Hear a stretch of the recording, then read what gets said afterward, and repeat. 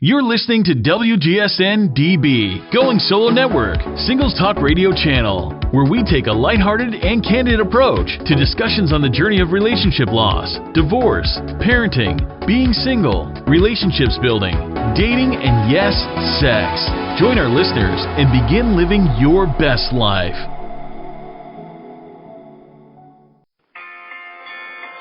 Welcome to Divorce, Dating, and Empowered Living with your host, Rosalind Sedaka. Join Rosalind each week on a journey toward overcoming life's many challenges to achieve peace, empowerment, and positive transformation. It's time to relax, unwind, and transform your life with Rosalind Sedaka. Hello, everyone. This is Rosalind Sedaka, the founder of the Child-Centered Divorce Network, and you are listening to Divorce, Dating, and Empowered Living with Rosalind Sedaka on WGSN-DB, the Going Solo Network. And today I have a guest that I know you're going to enjoy hearing, and she's someone who I consider a friend and a very respected colleague who's written several books, and we'll tell you about them. Her name is Terry Gaspard, and she is a licensed therapist, author, college instructor who specializes in working with children, adults, couples, and families. She's a contributor to Pathos.com, thegoodmenproject.com, the Gottman Institute Relationship blog, and Marriage.com, DivorceMoms.com, several other related websites. And she's the owner of MovingPastDivorce.com. Terry's award-winning book, Daughters of Divorce, Overcome the Legacy of Your Parents' Breakup and Enjoy a Happy, Long-Lasting Relationship, was published in 2016.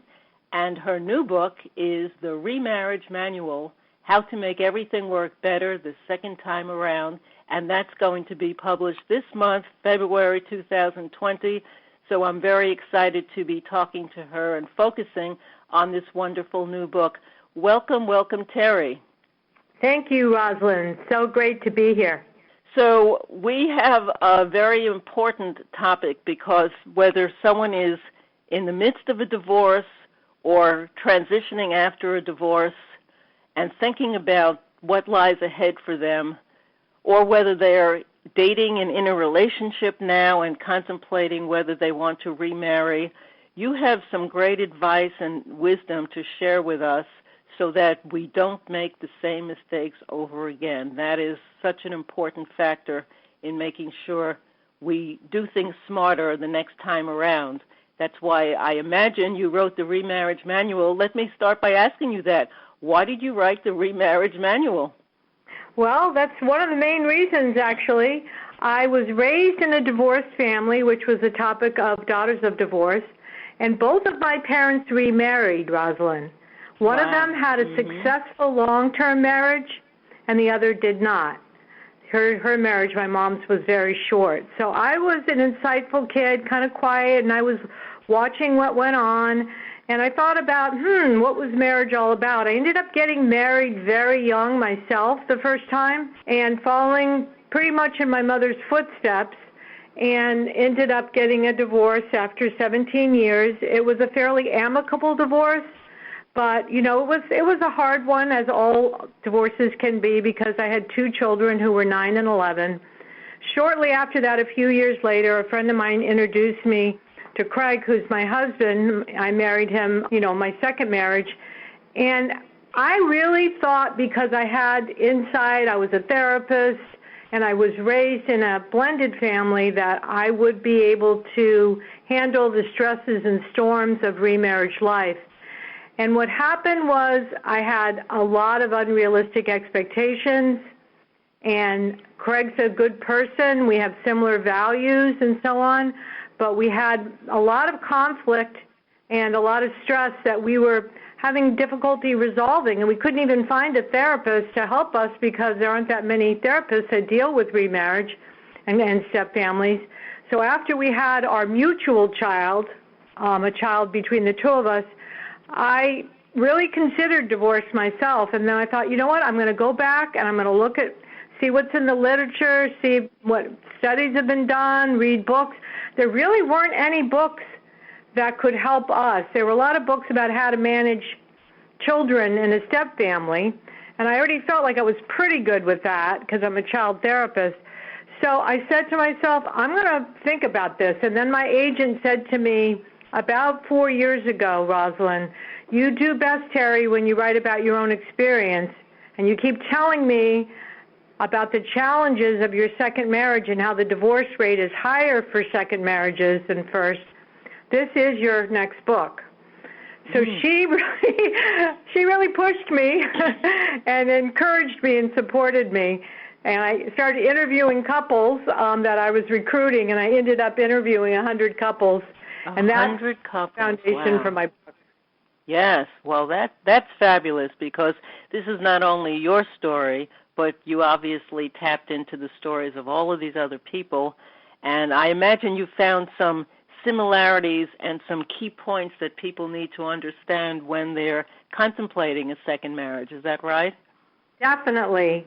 The issues may seem like they're a lot similar as they would be for a first marriage. And yes, there is some overlap, like making your marriage a priority. But some of the issues in the book, Chapter 3, for instance, is called Ditch the Baggage from Your First Marriage.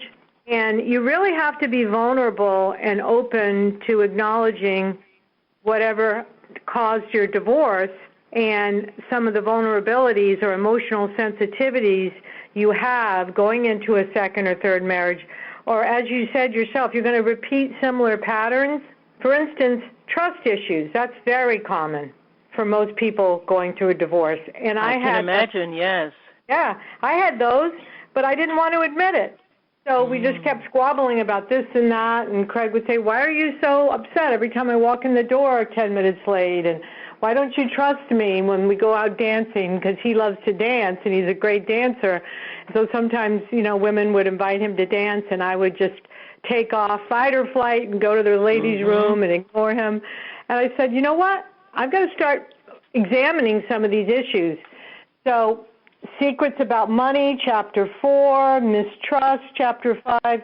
So many of the themes are really heightened in the second marriage because we all bring with us that baggage and that unfinished business, and it tends to get played out on a day-to-day basis, and it's made more intense by children, stepchildren, and mutual kids, and the chaos and the stress of day-to-day remarried life. Yeah, not surprisingly. I'm a divorce and co-parenting coach, and I often talk to my clients about the fact that they need to really stop and learn the lessons from their divorce before they move ahead into dating or thinking about any kind of relationships, because if you don't take responsibility for the part you played, and it's so easy to point the finger and say, well, everything is about my ex. They did this and that and the other thing, and life would have been great if it wasn't for all the mistakes my ex made. But we played a part in that dance and the breakup of the relationship and the choice we made to choose that person to begin with. So if we don't learn the lessons up front, how are we going to change and not repeat those patterns as we were talking about? So can you address a little bit more about that factor? Well, for instance, in my family, because I was raised by divorced parents, there wasn't a lot of communication. So I didn't really have the opportunity to learn how to sit down and have a heart-to-heart talk or really process things. So I guess you could say I became somewhat secretive in both of my marriages. I walked on eggshells. I didn't really know how to discuss difficult issues very well. And also in my case, it became, an issue of hiding financial debt and the things that I was uncomfortable talking about, like big bills or purchases that would come in. So, those were things from my past that I hadn't really come to terms with. Likewise, my husband's not from a divorced family, but he had his own issues from being married in the past and, resolving conflict. So we both have issues with communication. We're not going to resolve all of our problems, but what we've come around to is trying to repair things, because I think that's such a central theme of successful marriages from all the books I've read from John Gottman, Sue Johnson, all the experts that I've reviewed, so carefully trying to figure out what really works for a marriage to be successful. And one of them is being able to repair differences and accept one another and move on and not hold a grudge. And lastly, be able to forgive, which is chapter 10 of my book. Well, that certainly deserves an entire chapter itself, because forgiveness is such a huge part in making any relationship last. It's difficult and challenging in our culture, so that's something that I'm glad you're addressing. We're going to take a quick break right now. We've been talking to Terry Gaspard, and we'll be right back. You've been listening to Divorce, Dating, and Empowered Living on WGSN-DB, the Going Solo Network, and we will be back very shortly. Hi, I'm Cece Schatz, and I want to welcome you to Going Solo Next Step. We are an innovative, transformational site with a personal touch, as we are an online, interactive, social website connecting other like-minded individuals who are adjusting to their new life of being single. Going Solo Next Step will connect and help you deal with issues such as relationship loss, divorce recovery, relationship building, transition into dating, single parenting, spiritual connection, inspirational plus personal growth, sparking your career and understanding your life path, wants, and goals. As you begin relationship building, you will enjoy Going Solo Next Step social activities and forums designed to connect you and other like-minded individuals to make great, everlasting friends. Together, we will all have fun in growing number of social groups and gatherings, both in your location and online. This and so much more is in store for you. You can join me on www.goingsolonextstep.com. I'm looking forward to being with you right there on Going Solo Next Step. See you there. Hello, everyone. This is Rosalind Sadaka with Divorce, Dating, and Empowered Living, WGSN-DB, the Going Solo Network. And we're talking to licensed therapist Terry Gaspard, who's the author of the new book, The Remarriage Manual. And Terry has chapters that seem to be significant. Just the chapter titles alone are an overview of such important information we need to keep in mind. So because we don't have a very long time to talk, Terry, let's get to the heart of what's the most important things that we haven't addressed that you need to tell us about when we're contemplating getting married again after a breakup. Well, I really think it's important not to expect that going into a remarriage is going to be smooth. As I said earlier, I had unrealistic expectations. It takes time. If you have children, it takes quite a bit of time, at least 4 years, to blend families. Even if you don't have children. You know, I interviewed quite a few couples that didn't have children from prior marriages. You know, you have your families, you have financial maybe commitments or responsibilities or debt from your, first or second marriage. You have ways of being in the world, and you need to a new culture and become a lot more tolerant. We all get kind of set in our ways, as you know. So, be realistic and realize that it's not like it's going to run on automatic. And if you have children and or your new partner or spouse has kids, you really want to take on the role of a mentor, an adult friend, and not expect that there's going to be instant love and everyone's going to always be happy and want to be together. In my case, my two kids were 9 and 11. They didn't take to my husband, their stepdad, right away because my ex-husband lived in the neighborhood right down the street, and they saw him a lot. They felt very much in the middle, and my husband felt left out. A lot of researchers talk about that, about feeling, really an outsider when you're, a step-parent. So he was patient. He worked through a lot of the issues with them.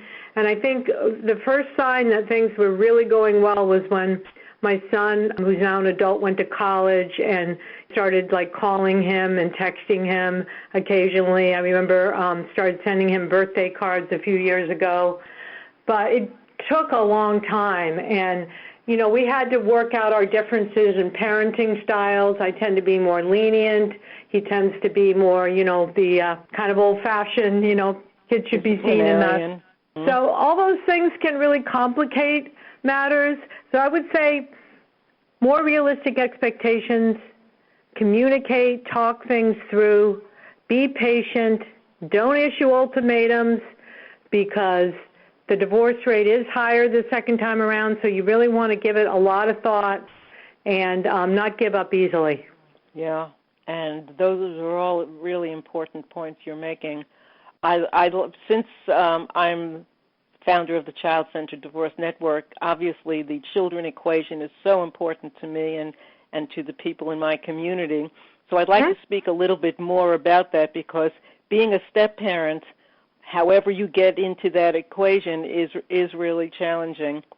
And I liked what you said about the fact that you can't expect instant rapport and have the children like you, let alone love you. And there's boundaries that we have to keep as a step-parent. So can you talk a little bit more about that and insights that you can share? Sure. One thing to keep in mind, and you're so aware of this, and I've read about it in your articles, Rosalind, is most children of divorce have reconciliation fantasies. So in the back of their head, they're thinking, my parents, hopefully are going to get back together. So they don't always take to the step-parent very well, and there can be a lot of jealousy and rivalry that goes on. And it's sort of sad for the step-parent at times to feel excluded. Say some step-parents will tell me, well, my stepson or stepdaughter, particularly stepdaughters, tend to be kind of rude to me, they don't respect me and that kind of thing. But they should try to put themselves in the place of the stepchild and realize what it would be like if they were in that situation. So be more empathetic to what your stepchild's going through. Certainly don't tolerate out-and-out disrespect. Expect that, they're going to be somewhat civil. But on the other hand, you're never going to be their biological parent, so don't go there. Don't try to be.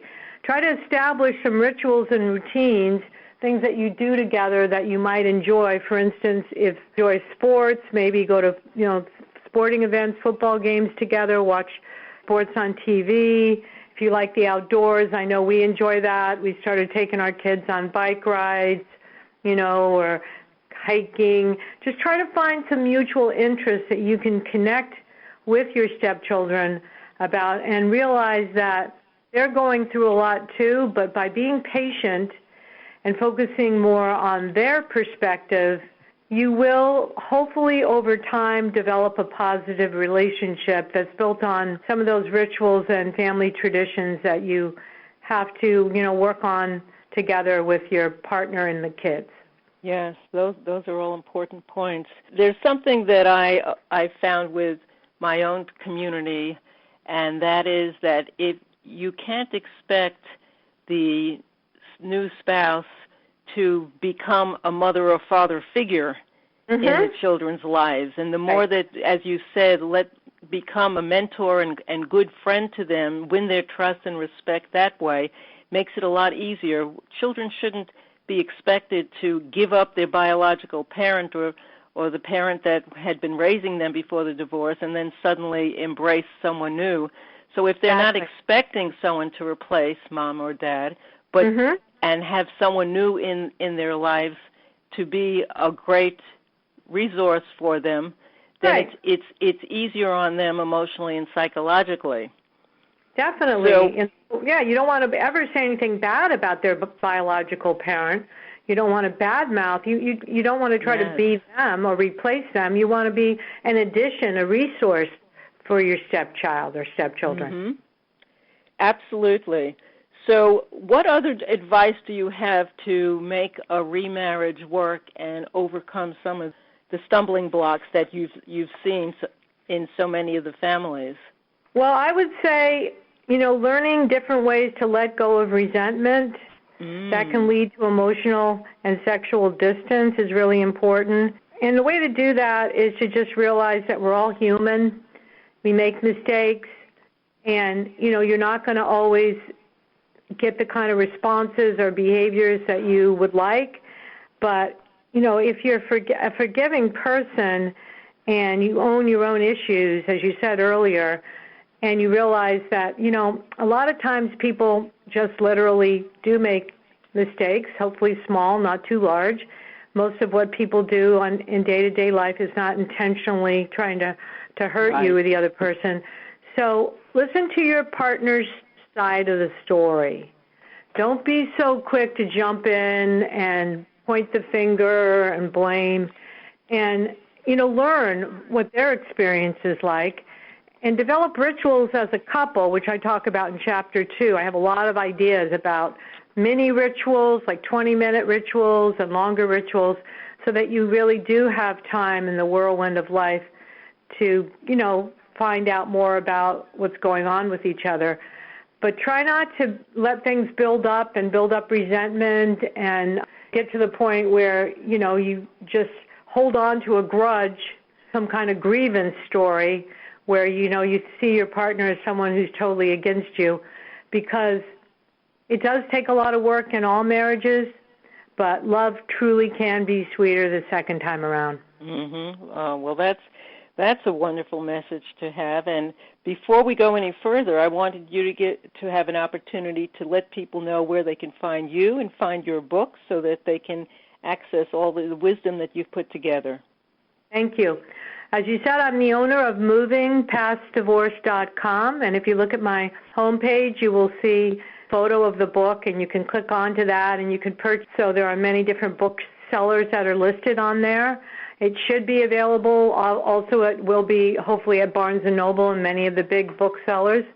So that's a good way to reach me. You can also reach me on Facebook at movingpastdivorce.com and Twitter and LinkedIn at the same address. Great. So let me ask you this. What was one of the most surprising results of all your research and talking to all of these couples who remarried? As a therapist, you know so much and you've seen so much, but what surprised you or caught you a little bit off guard in preparing for this book? I found that a lot of the couples that I interviewed had a lot of secrecy and financial infidelity. I was not planning on writing a section in the chapter on financial issues about that. I was just going to be writing more about budgeting and, kind of like how to pay for this and that, and whether you should buy a new home or stay in the original home. But it became quite a central theme. And when my publisher asked me if I could cut out some words from the book because it was too long, most of what I write is long, as you know, I had to cut out some of those stories, and I realized when I was doing that just how many there were. And then I went through all the data. I'm like, so many. 60% of the couples had some issues around leftover debt from the first marriage, keeping secrets. And I myself actually, in writing the book, got in touch with the fact that I had been doing that myself because I didn't want to burden my second husband with some of the debt from my first marriage. And I felt kind of guilty because he didn't have kids and I did, so I wanted to even the score and not put so much pressure on him. And I woke up one day and I said, oh, my God, I can't believe it. I'm just following in that same, path. So I think being vulnerable and being open and honest is not as easy as it sounds in a second marriage. Yeah, well, you walk out of a divorce a bit jaded, and then you walk into a new relationship, and even though one part of your heart is thumping and saying, I love, I love, I love, the other part is saying, is this going to hurt me? Am I going to get wounded again?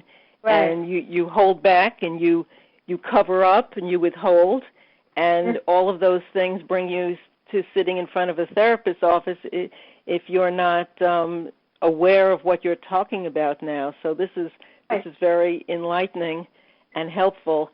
In the short time we have left, can you briefly just say something about forgiveness? Yes, forgiveness is really a day-to-day practice, and it's really about owning the fact that we're all human, we are fragile in our own way, and it's important not to have a grudge or, some kind of a grievance story towards your partner, to really, really express yourself in an honest way when you make mistakes, when you hurt their feelings or do something that you know could be hurtful, whether it was intentional or not. Apologize in a good way, and I go into that in Chapter 10. Own what you did. Don't make excuses for it. Ask for forgiveness, but also be willing to accept your partner's apology, without like digging your heels in and being overly critical or vindictive.